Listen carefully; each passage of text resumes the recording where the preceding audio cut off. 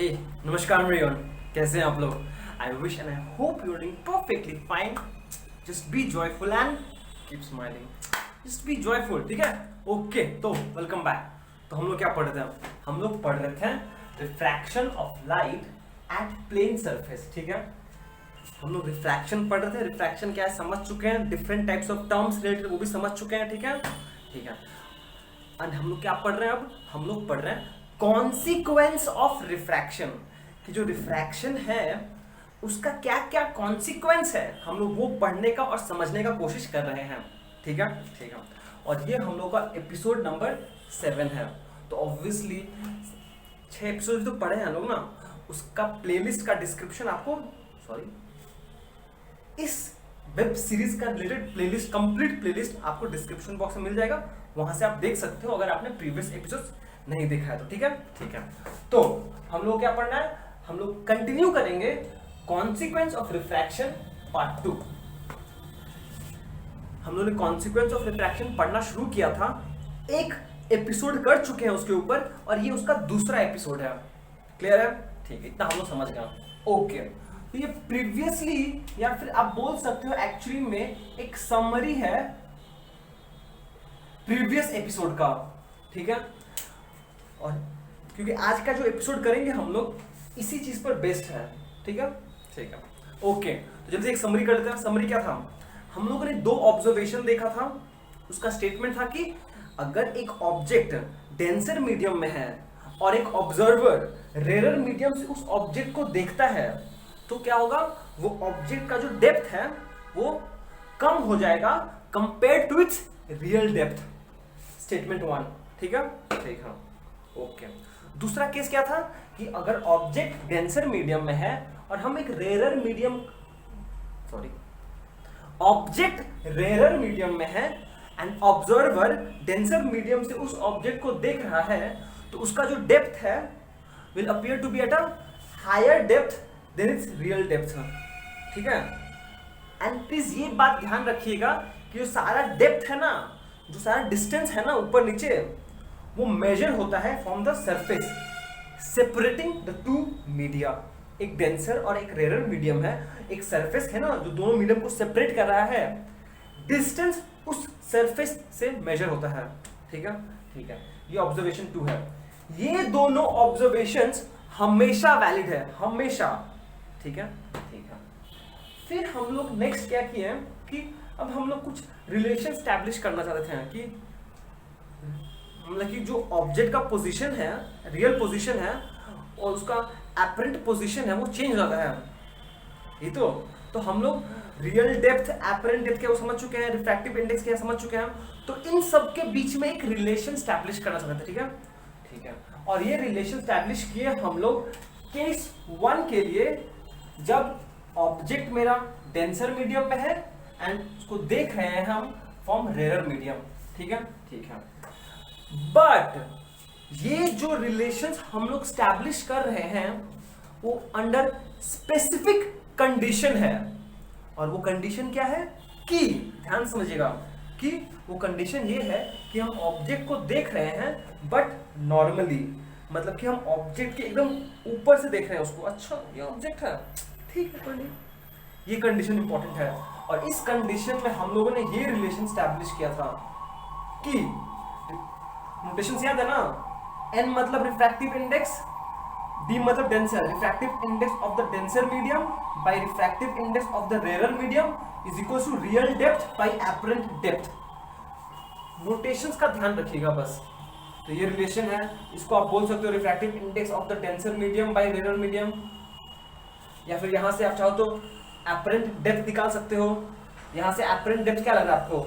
Is directly proportional to real depth and is inversely proportional to refractive index.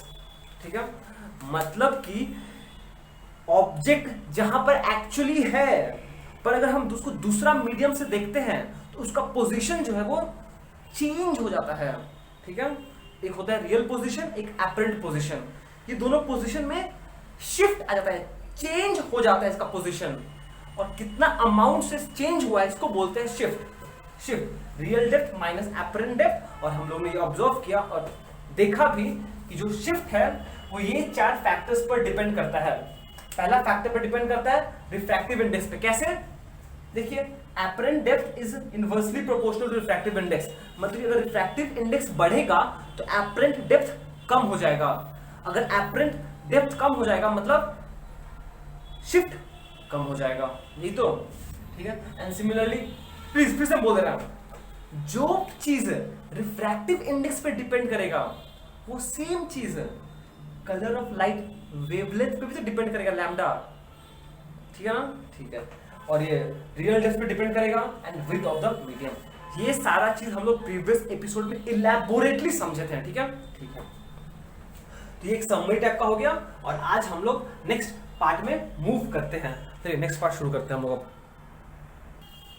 चलिए तो हम लोग आज का अपना टॉपिक शुरू करते हैं और जो फर्स्ट चीज हम लोग शुरू करेंगे वो है हम लोग के लिए एपरेंट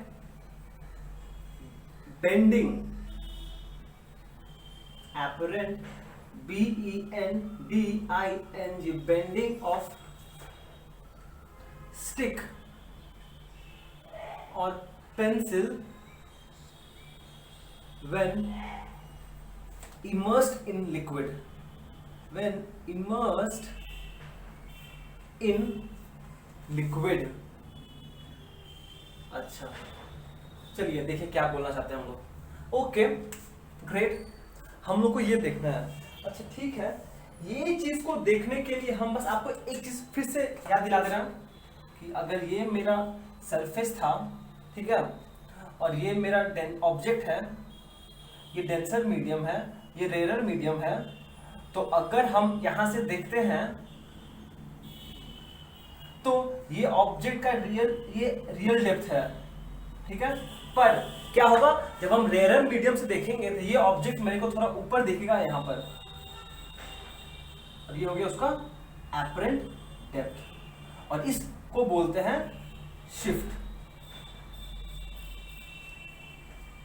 यही होगा ना, क्लियर आइडिया ना, कि अगर एक ऑब्जेक्ट है, ये अगर ऑब्जेक्ट है ये उसका एपरेंट पोजीशन होगा, ये अगर उसका रियल पोजीशन है ये उसका एपरेंट पोजीशन होगा, थोड़ा सा ऊपर उठ जाएगा। क्लियर है? क्लियर है, ठीक है। चलिए ये अगर आपको क्लियर हो गया है तो ये वाला कोई बहुत बड़ा बात नहीं होगा, ठीक है, ठीक है। चलिए बनाते हैं, अच्छा सा एक डायग्राम बनाते हैं लोग। मेरे को स्केल चाहिए, अपना स्केल हम जुगाड़ कर लें, मेरा जुगाड़ हो गया। चलिए अब ठीक है, कहाँ बनाए, यहाँ बनाते हैं। देखिए आपके पास क्या है, आपके पास एक स्टिक है, ठीक है। सबसे पहले मान लेते हैं ऊपर एक रेयर मीडियम है, उसको हम एयर अज्यूम कर ले रहे हैं, ठीक है, जहां पे आप है, और यहां ये मेरा वाटर है, and obviously water is denser then air, ठीक है। अब हम लोग के पास क्या है, अब हम लोग के पास एक ऐसा स्टिक है। अच्छा, स्टिक को हम थोड़ा दूसरा कलर से बनाते हैं ताकि अच्छा लगे देखने में। ये मान लीजिए मेरा एक स्टिक है जिसको हमने ऐसे इमर्स करके रखा है इसके अंदर। एक सेकंड, हम थोड़ा मोटा बना लीजिए स्टिक को। ये क्या है मेरे पास, मेरे पास ये एक स्टिक है। आप स्टिक भी अज्यूम कर सकते हो, पेंसिल भी अज्यूम कर सकते हो। पहले स्टिक अज्यूम करते हैं, ये हो गया P, ये पॉइंट Q और ये R, ठीक है। क्लियर है? क्लियर है, बहुत बढ़िया। इतना हम लोग समझ गए हैं कि ये क्या है, ये मेरा एक स्टिक है, STICK, ठीक है। अच्छा, और इस स्टिक को हम लोग वाटर में हाफ या फिर पार्शियली इमर्स कर दिए हैं, ठीक ठीक, क्लियर है, ओके। अब देखिए ये तो एक एक्सटेंडेड ऑब्जेक्ट है, पॉइंट ऑब्जेक्ट तो नहीं है। मतलब कि हम लोग जो पढ़े हैं, हम लोग जो अभी तक ऑब्जर्वेशन पढ़े वो क्या पढ़े थे, हम लोग पॉइंट ऑब्जेक्ट के लिए पढ़े थे, पॉइंट ऑब्जेक्ट के लिए। पर ये तो एक एक्सटेंडेड ऑब्जेक्ट है, लंबा ऑब्जेक्ट है, पॉइंट ऑब्जेक्ट तो नहीं है ना, नहीं है। तो क्या किया जाए, क्या किया जाए, तो क्या हम बोल सकते हैं, ध्यान सुनिएगा, क्या हम बोल सकते हैं ये जो एक एक्सटेंडेड ऑब्जेक्ट है, हम ये बोल रहे हैं मतलब ऐसा है ना, ये जो एक एक्सटेंडेड ऑब्जेक्ट है, क्या हम इसको अज्यूम कर सकते हैं ये बहुत सारा पॉइंट ऑब्जेक्ट से बना हुआ है जो बहुत क्लोजली स्पेस्ड है। ध्यान सुनिए क्या बोल रहे हैं हम पहले। हम बोल सकते हैं ना, ये सारा पॉइंट ऑब्जेक्ट, ये जो एक स्टिक है, जो एक एक्सटेंडेड ऑब्जेक्ट है, एक्चुअली बहुत सारा पॉइंट ऑब्जेक्ट से बना हुआ है जो बहुत क्लोजली स्पेस्ड है। ठीक है ना, ठीक है। तो इसका मतलब हम बोल सकते हैं कि जब ये इसका रियल पोजीशन है, सब ये जो ब्लू डॉट है इस स्टिक का रियल पोजीशन है इनसाइड द लिक्विड। ठीक है, पर भैया जब हम यहां से देखते हैं टुकुर टुकुर, तो मुझे क्या लगेगा, ये पॉइंट ऑब्जेक्ट थोड़ा ऊपर आ गया है, ये पॉइंट ऑब्जेक्ट, सॉरी, ये पॉइंट ऑब्जेक्ट थोड़ा ऊपर आ गया है, ये पॉइंट ऑब्जेक्ट भी थोड़ा ऊपर आ गया है, ये पॉइंट ऑब्जेक्ट कहां से भैया, सॉरी, ये ऊपर आ गया है, ये भी ऊपर आ गया है, ये भी थोड़ा ऊपर आ गया होगा, ये भी थोड़ा ऊपर आ गया होगा, ये भी थोड़ा ऊपर आ गया होगा, ये भी थोड़ा ऊपर आ गया होगा, ये भी थोड़ा ऊपर, ये भी ऐसे हो गया होगा। ठीक है, मतलब कि अब अगर हम इसको ज्वाइन कर दें ऐसे, तो क्या हुआ, ये P Q R का रियल है, रियल पोजीशन, रियल स्टिक है जो पानी के अंदर है। पर जब हम ऊपर से देखते हैं तो मेरे को क्या दिखेगा, ये दिखेगा P Q R डैश, ये इसका एपरेंट स्टिक है, एपरेंट स्टिक है। तो क्या हुआ, ये जो स्टिक था एग्जिट क्या हो गया, बेंड हो गया।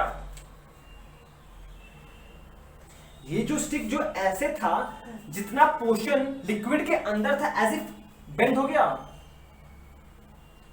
Bending of stick.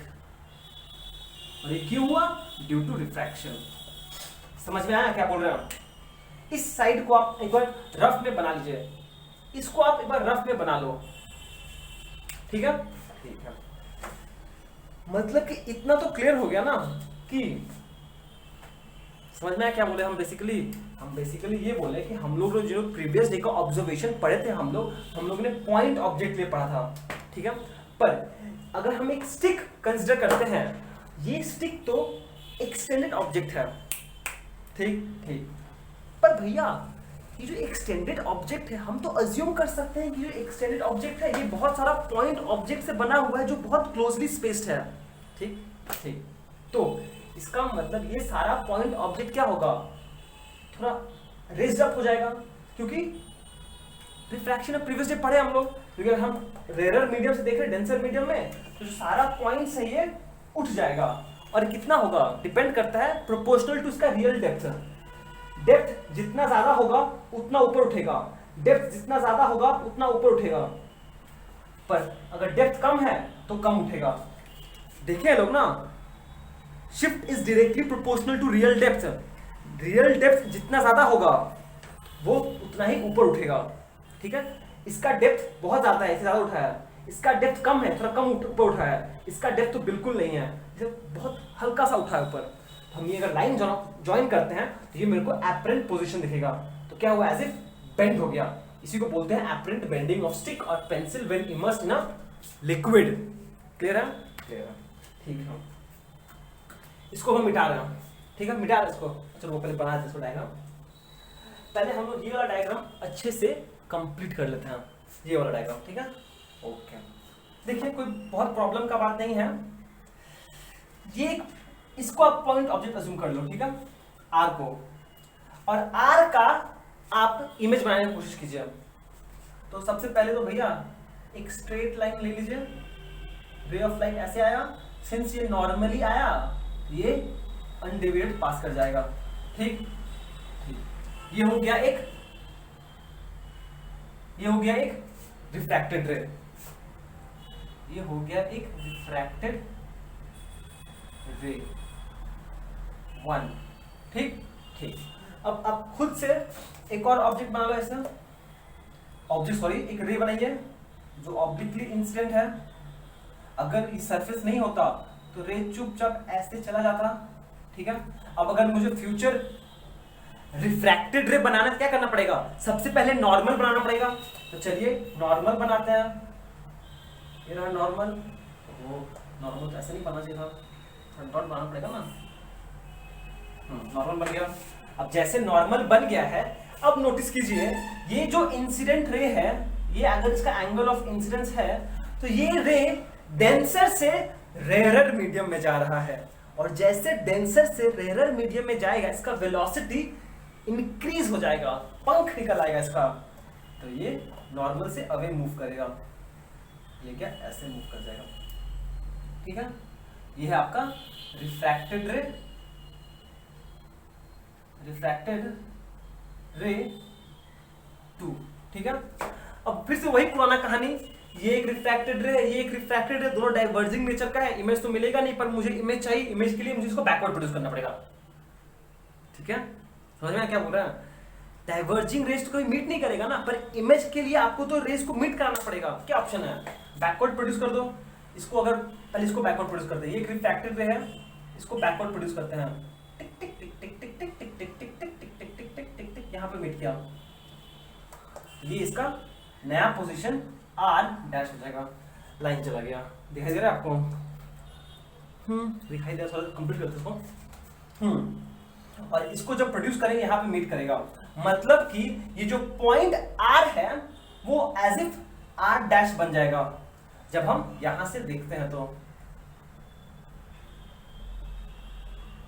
ठीक है, ठीक है। इसका मतलब अगर हम ये पॉइंट Q से पॉइंट R डैश को ज्वाइन कर दें तो ये मेरा नया पोजीशन बन गया R डैश। ठीक है, समझ में आया कि नहीं आया आपको? इसी को बोलते हैं apparent bending of the stick. समझ में आया क्यों हुआ? मतलब कि द स्टिक विच, अच्छा ये हो गया ना आपका। अच्छा यही लिख देते हैं, that is the original stick PQR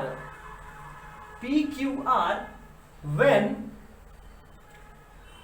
immersed in liquid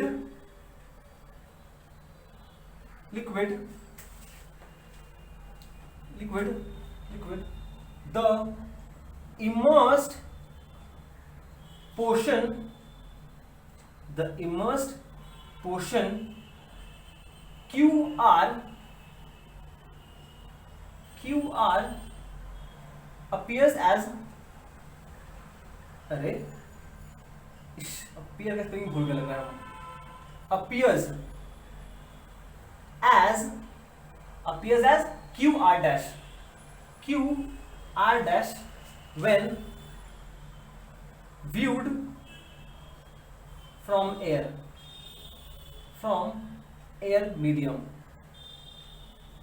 hence gives rise to apparent bending, hence gives appears to be इतना अनइक्वल है, hence appears to be raised up, RAISED, raised up, giving, oh line आ गया, giving the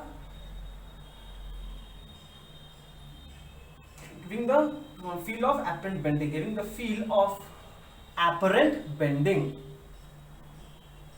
apparent BENDING। ये दिखाई दे रहा है ना आपको अच्छे से? अरे बेंडिंग वर्ड दिखाई दे रहा है, पर ठीक है चलो कोई बात नहीं, समझ में आ गया इतना हम लोग को। इसी को बोलते हैं एपरेंट बेंडिंग ऑफ स्टिक या फिर पेंसिल, ठीक है ना।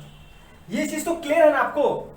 हम लोग ने जो पढ़ा था वो पॉइंट ऑब्जेक्ट लिया था, पर ये जो एक्सटेंडेड ऑब्जेक्ट है इसको भी हम लोग पॉइंट ऑब्जेक्ट अज्यूम कर सकते हैं जो बहुत क्लोजली स्पेस्ड है।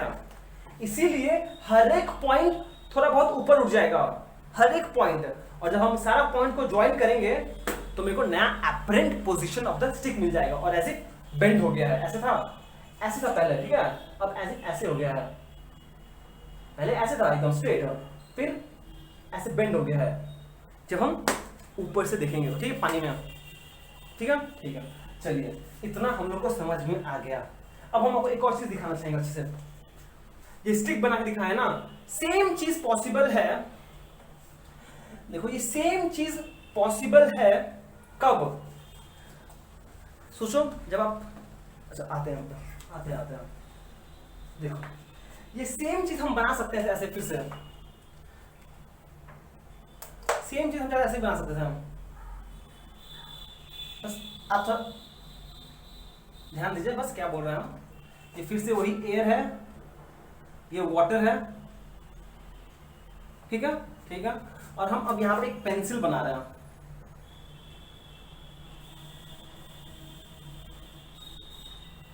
हाँ, ये हो गया मेरा ऐसा पेंसिल एक बनाने की कोशिश कर रहे हो, ठीक है।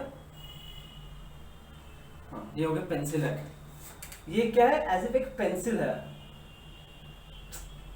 क्या कर रहे हो भैया, इतना सुंदर बना के क्या करोगे? मिटाना है लास्ट में? अरे ठीक है, चुप रहो।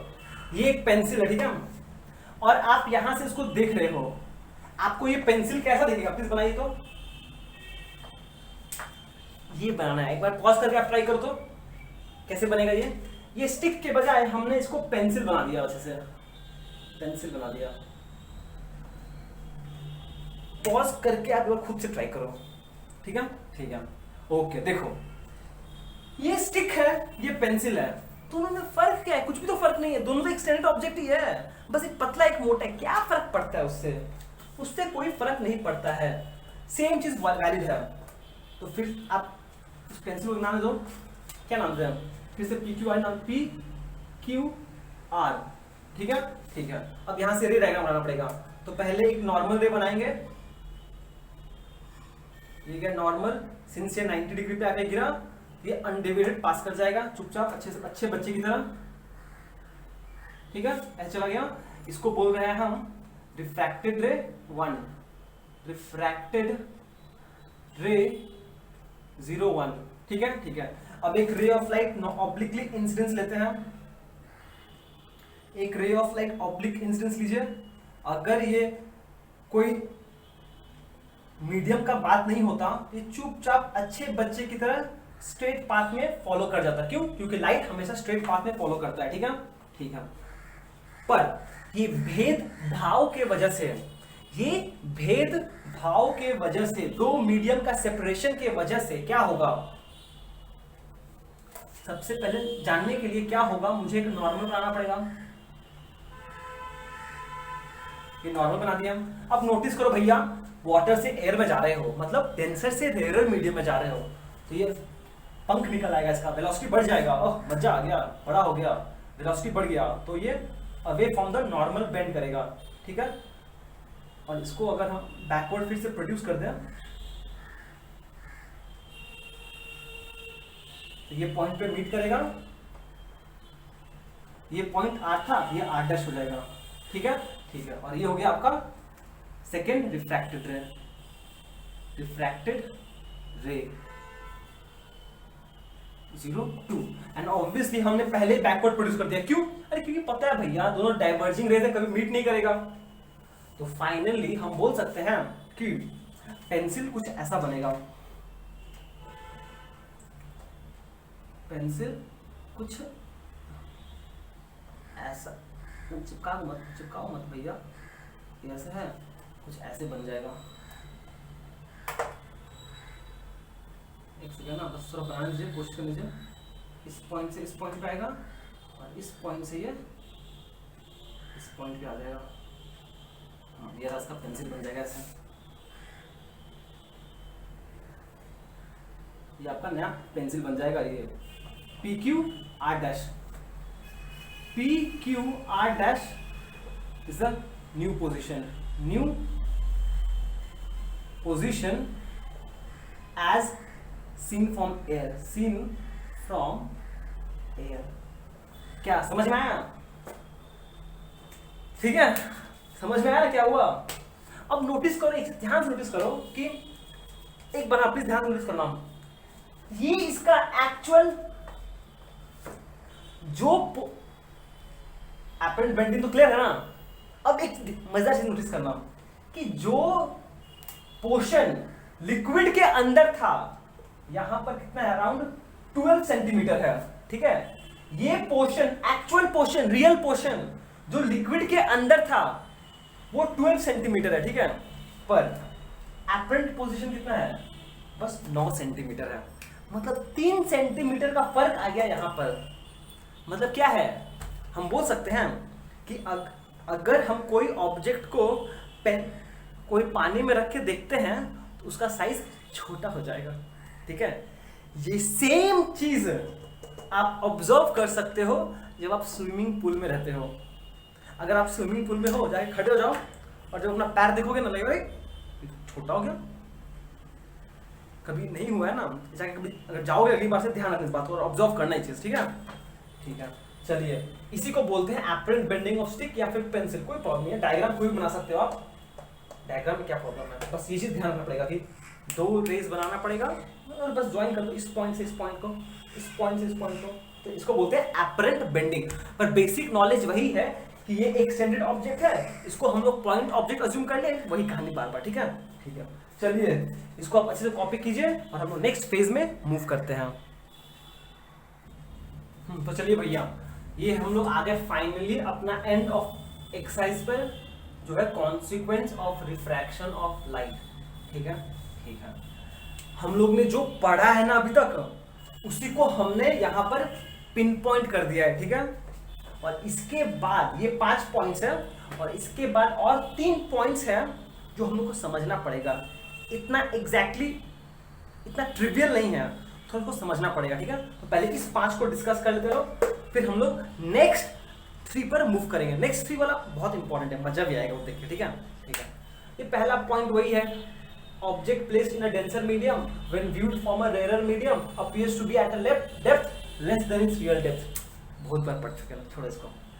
N object placed in rare medium when viewed from denser medium appears to be at a depth greater than its real depth. ये पॉइंट 1 पॉइंट 2 तो हम लोग प्रीवियस एपिसोड में भी समझे लोग, और आज का जब स्टार्ट किए थे तभी आपको समझाया हम ये चीज, ठीक ठीक। अब ये तीनों जो पॉइंट्स है ना, जो हम लोग एपरेंट बेंडिंग वाला बात पढ़े ना, उससे रिलेटेड है। देखिएगा, a person legs appears to be shortened when standing in a tank और स्विमिंग पूल। कोई भी वाटर टैंक में या फिर आप स्विमिंग पूल में खड़े होगे ना, बताया था ना अभी कि अगर अपना पैर को देखोगे आपको लगेगा आपका पैर छोटा हो गया, पर वो रिफ्रैक्शन की वजह से हो रहा है, ऐसा कुछ नहीं है, कोई इल्यूजन नहीं है, रिफ्रैक्शन की वजह से हो रहा है, ठीक है। ठीक है, एंड सिमिलरली सेकेंड पॉइंट भी, द टैंक और swimming pool appears to be shallow. Shallow मतलब ज्यादा गहरा नहीं, शैलो मतलब कि वो गहरा नहीं लग रहा है, डीप नहीं लग रहा है, not very deep than its actual depth. Obvious बात है, रिफ्रैक्शन की वजह से आप जो सरफेस है वो पूरा ऊपर आ गया है, एज इफ रेज्ड अप हो गया है। जो वाटर का सरफेस है, स्विमिंग पूल का सरफेस, वो एज इफ रेज्ड अप हो गया है, इसीलिए हम लोग को डीप नहीं लग रहा है, ठीक ठीक। और लास्ट पॉइंट क्या है, a print appears to be raised when glass block is placed over it. अगर आपके पास एक रेक्टेंगुलर ग्लास ब्लॉक है, उसको आप एक, मान लो अपना नाम लिख दो, आपका नाम जो भी है लिख दिया, और फिर उसके ऊपर वो ग्लास ब्लॉक को रख के ऊपर से देखो, आपको लगेगा कि जो सारा आपका लेटर्स है ना, जो आपने नाम लिखा उसका letter as if raised up हो गया है, ठीक है। Refraction of light, consequence of refraction of light, ठीक है ठीक है। ये 5 पॉइंट्स आप लोग नोट कीजिए, एंड हम लोग नेक्स्ट 3 पॉइंट्स पे मूव करेंगे जो हम लोग के लिए बहुत इंपॉर्टेंट है। तो चलिए अब हम लोग जो इंपॉर्टेंट पॉइंट पढ़ने वाले हैं वो है पॉइंट नंबर 6। जो पहला है वो है twinkling of stars. Twinkling of stars, ठीक है। बहुत इजी है, बहुत बेसिक चीज है, पर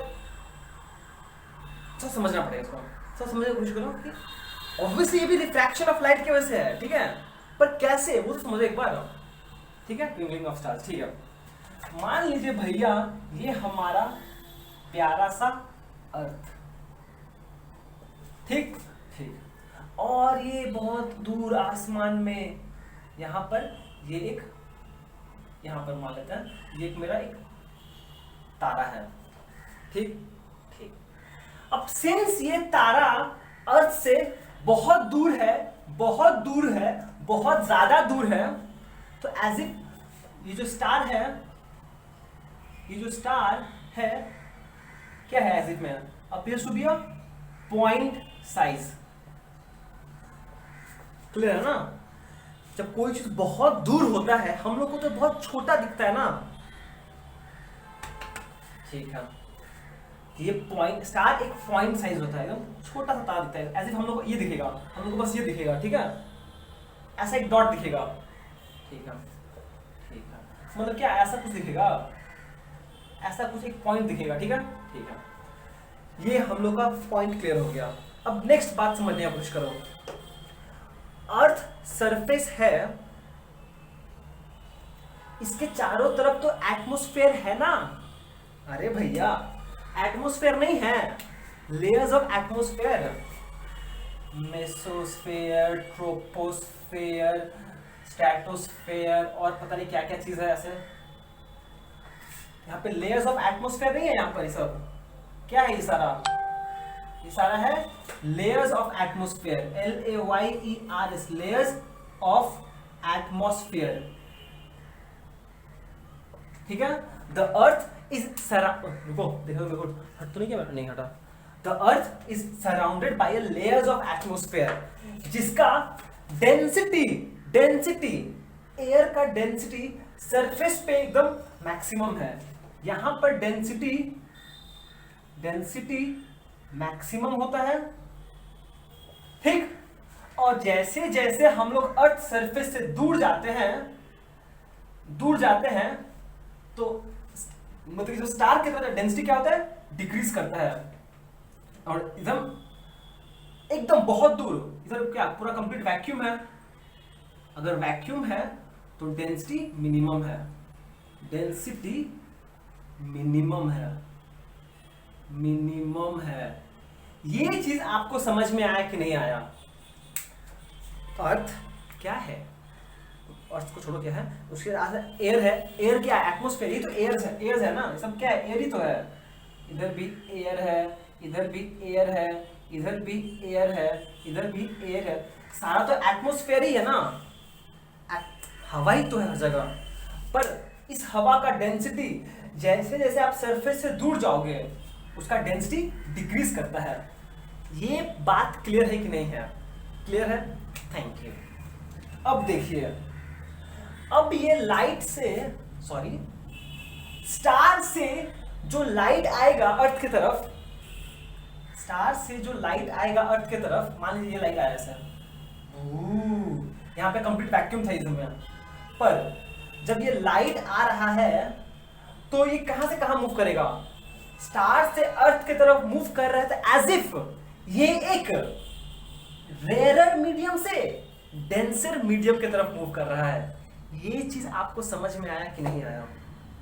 जब लाइट स्टार से वैक्यूम से होते हुए अर्थ की तरफ जाएगा तो क्या हो रहा है, सिंस यहां पर डेंसिटी मिनिमम है, मतलब ये हो गया rarer medium, RARER, rarer medium, और ये भी एक मीडियम है, ये भी एक मीडियम है, ये भी एक मीडियम है, सब डेंसर मीडियम है।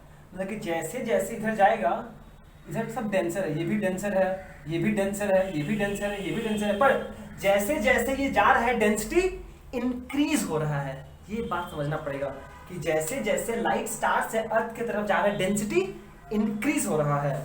तो और जब लाइट डेंसर से रेयरर से डेंसर मीडियम में मूव करता है क्या होता है, लाइट बेंड करता है टुवर्ड्स द नॉर्मल। समझ में आ रहा है? लाइट जब रेयरर से डेंसर मीडियम में जाता है तो टुवर्ड्स द नॉर्मल बेंड होता है ना। इसका मतलब भैया कि जब ये लाइट ऐसे जाएगा तो कभी थोड़ा सा इधर बेंड करेगा, फिर थोड़ा सा इधर बेंड करेगा, फिर थोड़ा सा इधर बेंड करेगा, फिर थोड़ा सा इधर बेंड करेगा, यहाँ जाएगा हिट करेगा। देखिए ये चीज समझ में आया कि नहीं आया? ये चीज समझना जरूरी है बस कि लाइट जब स्टार से होते हुए अर्थ की तरफ जा रहा है तो वो हर टाइम पे जब भी कोई उसको एयर मॉलिक्यूल्स जब भी वो डिफरेंट लेयर से पास करेगा तो वो एज इफ रेयर से डेंसर में जा रहा है, और जब रेयर से डेंसर में जा रहा है तो वो बेंड करेगा हमेशा। तो एज इफ हम बोल सकते हैं कि लाइट ऐसे आएगा, फिर यहां पे स्ट्रेट पाथ, यहां भी स्ट्रेट, यहां भी स्ट्रेट, यहां भी स्ट्रेट। अब हम अगर यहां पर बैठे हुए हैं, ये जो लाइट आके मेरा आंख को हिट किया है, हम लोग को क्या लगता है? लाइट तो स्ट्रेट पाथ में मूव करता है, लाइट तो स्ट्रेट पाथ में मूव करता है। इसका मतलब कि जब हम ये रेस को पीछे प्रोड्यूस करते हैं ऐसे, तो एज इफ स्टार यहां से आ रहा है, ये हो गया, ये उसका रियल पोजीशन था, ये उसका रियल पोजीशन था। पर सिंस ये मल्टीपल रिफ्लेक्शन सफर किया है, तो स्टार मेरे को एज इफ यहां से दिखाई देगा, एज इफ ये हो गया उसका एपरेंट पोजीशन, एपरेंट पोजीशन। तो क्या हुआ? ड्यू टू रिफ्रैक्शन, इसको बोलते हैं एटमॉस्फेरिक रिफ्रैक्शन के वजह से जो स्टार यहां पर था वो एक्चुअली यहां दिख रहा है मेरे को अब। ठीक है, ठीक है। तो यहां पर ये तो क्लियर हो गया कि रिफ्रैक्शन के वजह से स्टार का एपरेंट पोजीशन चेंज हो जाता है। ठीक है, ठीक है। पर ये ट्विंकलिंग इफेक्ट काहे दिखाई देता है, ये तो समझ में नहीं आ रहा है। इसका पोजीशन शिफ्ट हुआ ना, तो ठीक है, ट्विंकल क्यों कर रहा है भैया? इसका जवाब जानने के लिए आपको ये चीज फिर से समझना पड़ेगा। ये जो लेयर्स ऑफ एटमॉस्फेयर है, जो एयर से बना हुआ है, वो कॉन्स्टेंटली मूव करता है। वो atmosphere is in constant motion, is in constant motion, is in motion always, is in motion always. ठीक है। अब जब ये ऑलवेज मोशन में है, मतलब कि ये जो एयर मॉलिक्यूल है कंटिन्यूअसली यहां से यहां, यहां से यहां, यहां से यहां जा रहा है। इसका मतलब क्या हुआ कि ये जो स्टार का एपरेंट पोजीशन है वो कंटिन्यूअसली चेंज होता रहेगा। सिंस ये चीज कंटिन्यूअसली मोशन में है, the apparent position of the star constantly keeps changing. ठीक है। एंड साथ ही साथ जब आएगा, कभी ज्यादा रिफ्लेक्शन होगा, कभी कम रिफ्लेक्शन होगा। ठीक है, मल्टीपल रिफ्लेक्शन हो रहा है, रिफ्रैक्शन हो रहा है, पर कभी कम होगा, कभी ज्यादा होगा। तो जो लाइट का इंटेंसिटी भी हम लोग का आंख में पहुंच रहा है, वो भी वैरी कर रहा है। Is in constant motion always. और इसके वजह से क्या होता है? इसके वजह दो चीज होता है, apparent change in position, change in position of star, and change in brightness of star. ठीक है। ये दोनों चेंज साथ में मिलके ट्विंकलिंग ऑफ स्टार्स का इफेक्ट देता है। क्या समझ में आया कि नहीं आया? सबसे इंपॉर्टेंट बात है, जो एटमॉस्फेयर है वो तो कंटिन्यूअसली फिक्स थोड़ी है भैया, सॉलिड है जो फिक्स रहेगा, कंटिन्यूअसली मोशन में है। ठीक है, ठीक है। अब जब कंटिन्यूअसली मोशन में है तो स्टार का एपरेंट पोजीशन कंटिन्यूअसली चेंज होता रहता है, पर साथ ही साथ जो नंबर ऑफ रिफ्रैक्शन है वो भी चेंज होता है। मतलब लाइट का इंटेंसिटी भी चेंज होता है, ब्राइटनेस भी चेंज होता है, एंड पोजीशन मतलब ऐसे होता है। जब ये लाइट ऐसे से करता रहेगा स्टार, तो ऐसे आपको लगेगा कि ट्विंकलिंग इफेक्ट हो रहा है, क्योंकि उसका इंटेंसिटी भी तो ऊपर नीचे हो रहा है। अगर हम वही इसका लाइट को बाहर on off on off on off करें, ऑन ऑफ करें, ऑन ऑफ करें, तो क्या होगा? आपको लगे अरे ट्यूबलाइट तो ट्विंकल कर रहा है। ठीक है, चलिए ये सेम चीज को आप लिख लीजिए ऐसे से, और अपने वर्ड्स में अच्छे से समझ लीजिएगा इसको। ठीक है, अपने वर्ड्स में लिखिएगा, इसको हम लिखवाएंगे नहीं, ये डायग्राम अच्छे से बना के समझ लीजिए और अपने वर्ड्स में इसको लिखिएगा। ठीक है, ठीक है। चलिए हम लोग नेक्स्ट फेज में मूव करते हैं। तो चलिए नेक्स्ट नंबर 7 पे आते हैं। ठीक है, नंबर 7 क्या है? नंबर 7 ये बोलता है कि the sun is seen few minutes earlier, आप भी साथ में लिखते रहिए, few minutes earlier, EARLI, earlier, even before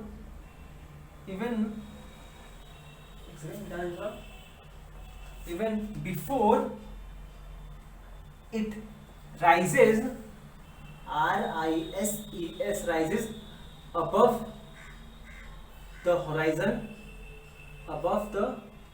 horizon,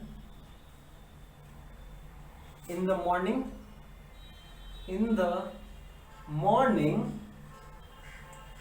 and is also seen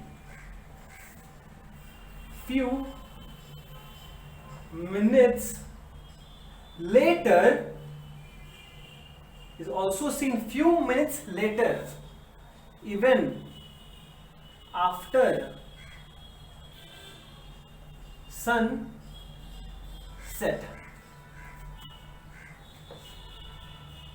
ठीक है. Sun is seen few minutes earlier, before it rises above the horizon in the morning, and is also seen few minutes later, even after sunset in the evening. मतलब कहने का बात ये है कि भैया सनराइज होने से पहले ही हम लोग को सूरज दिखाई देता है, एंड सनसेट होने के बाद भी कुछ समय तक हम लोग को सूरज दिखाई देता है. बेवकूफ बना रहे हो का हमका? ऐसा थोड़ी ना होता है. जब सनराइज हो गया है तो क्या दिखाई देगा? कुछ भी नहीं दिखाई देगा. मतलब कि सोचो, सनराइज हुआ नहीं है तभी हम लोग को सन दिखाई दे रहा है, सनसेट हो चुका है फिर भी हम लोग को सूरज दिखाई दे रहा है. Magic, it's magic. ठीक है, चलिए इसको हम लोग समझते हैं अच्छे से. ये हमारा छोटा सा प्यारा सा नन्हा सा अर्थ है. ठीक है, और बहुत बड़ा अर्थ बना दिया हम. इतना बड़ा अर्थ बनाएंगे तो फिर हम सन कैसे बनाएंगे? ये हम लोग का छोटा सा प्यारा सा अर्थ है. ये है अर्थ. ठीक, और यहाँ पे हम खड़े हैं अर्थ पर. भैया आप अर्थ से बड़े हो गए हो, चुप करो. ठीक है. एंड ये मेरा जो लाइन ऑफ साइट है ना, जो हॉरिजॉन्टल लाइन ऑफ साइट है, इसको बोलते हैं हॉराइजन. इसको बोलते हैं हम लोग होराइजन. ठीक है ना. इसको बोलते, जो हॉरिजॉन्टल लाइन है इसको बोलते हैं हम लोग होराइजन. सही है. मतलब कि जब सन इसके नीचे होता है हम लोग बोलते हैं सन सेट हो चुका है, या फिर सन राइज होने वाला है, सन सेट हो चुका है. और जब सन इसके ऊपर आता है तो हम लोग बोलते हैं कि सन राइज हो चुका है. ठीक है. चलिए, सुबह का टाइम है, मॉर्निंग में, इन मॉर्निंग. ठीक है, MORNING, इन मॉर्निंग. मान लीजिए भैया सन यहां पर है, ठीक है. अरे भैया ये रहा सन हम लोग का. मान लो ना भैया, मानने में क्या था आपका? ये सन है बिफोर सनसेट. अभी सनसेट हो, अभी ये सन है, ये क्या है? बिफोर सन. ये सनराइज है, बिफोर सनराइज. अब जब सनराइज हुआ नहीं है एक्चुअली में, ये होराइजन के नीचे ही है. ठीक है. देखिए, ओके, फिर से वही पुराना कहानी. क्या है वो पुराना कहानी? भैया अर्थ है तो चारों तरफ तो डिफरेंट लेयर्स ऑफ एटमॉस्फेयर है.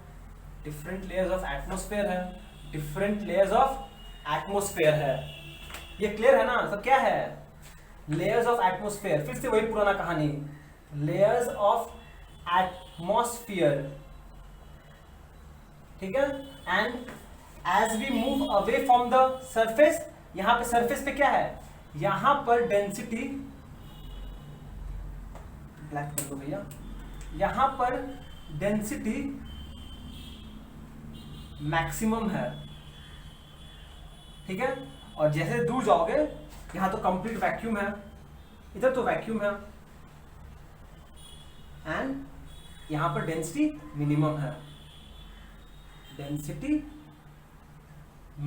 है.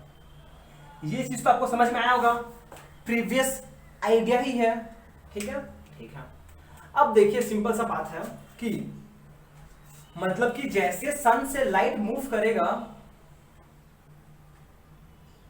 जैसे जैसे सॉरी सन से लाइट मूव करेगा टुवर्ड्स द अर्थ, तो एज इफ लाइट रेयरर से डेंसर मीडियम की तरफ मूव कर रहा है, एंड जैसे लाइट रेयरर से डेंसर मीडियम की तरफ मूव करेगा it will bend towards the normal.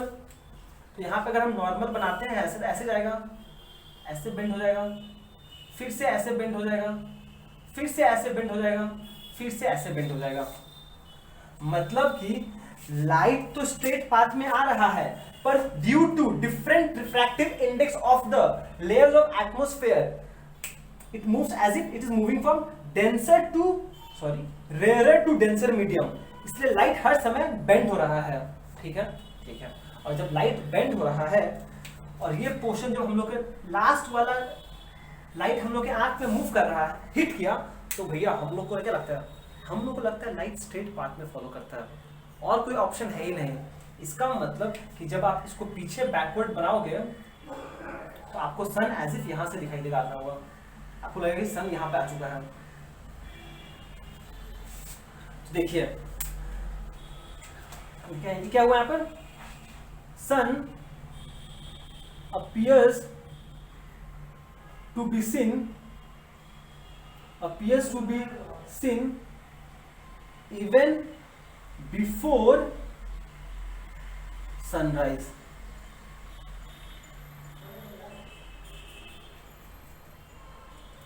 ठीक है ना, सनराइज अभी तक हुआ नहीं है, क्यों? क्योंकि जो सन है, sun is below horizon,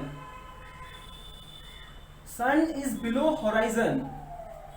sunrise अभी तक हुआ नहीं है, पर ये सन से जो लाइट रेज जा रहा है वो कंटिन्यूस रिफ्लेक्शन हिट करके जब आंख में पहुंच रहा है, तो उसको अगर हम बैकवर्ड प्रोड्यूस कर एज इफ सन यहां पे आ रहा है, मतलब सुबह तो हो चुका है।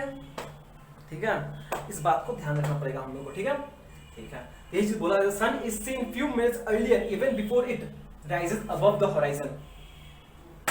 ठीक है, ठीक है।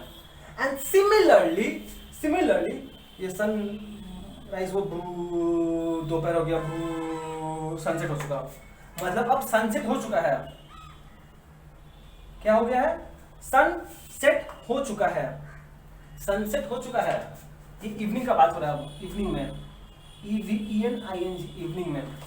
तो क्या फर्क पड़ता है मॉर्निंग हो या इवनिंग हो, रिफ्रैक्शन तो होगा ही। फिर से जब लाइट यहाँ से एज इफ आएगा तो फिर से वही चीज होगा, बेंड होगा, फिर से बेंड होगा, फिर से बेंड होगा, फिर से बेंड होगा। और फिर अगर हम इसको पीछे प्रोड्यूस करें एज इफ लाइट यहाँ से आ रहा है, मतलब कि सन यहाँ पर है। मतलब कि रियलिटी सोचो, सनसेट हो चुका है, ये रियल पोजीशन है, ये इसका रियल पोजीशन है, रियल पोजीशन मतलब सन सेट हो चुका है, sun has set, but due to atmospheric refraction हम लोग को एज इफ क्या दिख रहा है, सन अभी भी दिख रहा है। मतलब the sun is set but still appears to be seen even after sunrise, after sunset. मतलब कि यहां पर बोल सकते हैं हम, sun is visible even after sunset. यही हम लोग का पॉइंट है, क्लियर है ना? कि बस ये चीज ध्यान रखने का बात है कि हम लोग के अर्थ के पीछे आसपास क्या है, सब लेयर्स ऑफ एटमॉस्फेयर है। अब ये लेयर्स ऑफ एटमॉस्फेयर जो क्या है, सरफेस पे एयर का डेंसिटी मैक्सिमम है, पर जैसे जैसे हम लोग सरफेस के ऊपर जाते हैं अर्थ सरफेस के, तो डेंसिटी ऑफ एयर कम होता है, मतलब रेयर है, जैसे डेंसर है। तो लाइट जब रेयर से डेंसर में आ रहा है एज इफ वो नॉर्मल की तरफ बेंड करेगा, तो जब उसको लास्ट में जब आंख में हिट किया है, हम लोग को लगता है स्ट्रेट लाइन में आता है, तो जब पीछे अच्छा यहाँ है तुम, ठीक है। तो यही चीज हो रहा है हम लोग का, ठीक है। चलो इसको नोट कर लो अच्छे से, और इसको भी आप अपने वर्ड्स में लिख लो, ठीक है, ठीक है। चलिए चलिए फाइनली हम लोग का नेक्स्ट और आखिरी पॉइंट नंबर 8 है, उसको समझ के आज का एपिसोड खत्म करते हैं, ठीक है। चलिए पहले लिख लेते हैं क्या बोलता है पॉइंट। ये बोलता है कि अ coin kept in the coin kept at the bottom of the empty glass vessel is not visible when seen from the edge of the vessel. ठीक है, but becomes visible when water is poured into the vessel for the same position of I. For the same position of I. ओ भैया क्या लिख दिए, इतना बड़ा hi fi English में कुछ समझ में नहीं आया। ठीक है, कोई बात। ये बोला जा रहा है कि इनिशियली अगर ये मेरा ग्लास वेसल है और यहाँ पर ये कॉइन रखा गया है, तो अगर मान लीजिए ऑब्वियसली अगर आप एकदम इसके नॉर्मली देखोगे, यहाँ से देखोगे आपको दिखाई देगा, पर थोड़ा दूर जाओगे तो एक ऐसा पोजीशन आएगा जब आपको दिखाई नहीं देगा यहाँ से। ठीक है, ठीक है, क्लियर है, क्लियर है। क्यों? क्योंकि लाइट अब यहाँ से नहीं दिखाई दे रहा है बस। ठीक है, ठीक है। पर बोला जा रहा है कि यही सेम पोजीशन पे अगर यही मेरा आई है यहाँ पर और कॉइन यहाँ पर है, अब इसको यहाँ पर हम बस यहाँ पर अगर वाटर पोर कर दें, क्या किया, वाटर पोर कर दिया इसके अंदर, फिर डिफरेंस क्या हो जाएगा कि अब देखिए, अब जो लाइट यहाँ से निकल रहा होगा, अब जो लाइट इधर से निकल रहा है वो क्या होगा, ये नॉर्मल है, यहाँ पर ये रिफ्रैक्ट हो जाएगा। लाइट लिक्विड से एयर में जा रहा है, मतलब डेंसर से रेयर में, तो it will move away from the normal. ठीक है, एंड सिमिलरली एक और रे मान लीजिए जा रहा है ऐसे, यहाँ से लिए क्या करें, एक और रे लेते हैं ऐसे, एक नॉर्मल सीधा सीधा सीधा ऐसे चला गया। तो जब ये दोनों पीछे को प्रोड्यूस करें एज इफ यहाँ पर आएगा, यहाँ पे मीट किया, मतलब एज इफ ये कॉइन अब यहाँ पर आ चुका है, इसीलिए हम लोग को दिख रहा है इस केस में। ये इनिशियली है कि जब लाइट है ऐसे है तो ऐसे चला जा रहा है, ये तो बस एक सरफेस है ना, इधर भी एयर है इधर भी एयर है, तो लाइट बेंड कर ही नहीं रहा है, ये कोना है यहां से जो ऐसे निकल जा रहा है, क्योंकि इधर भी एयर है इधर भी एयर है। और पढ़े हैं ना हम लोग कि अगर एक, याद है बहुत पहले, what are the conditions for light to pass undeviated. पहला तो सीधा बात है कि लाइट नॉर्मली आया है, ठीक है।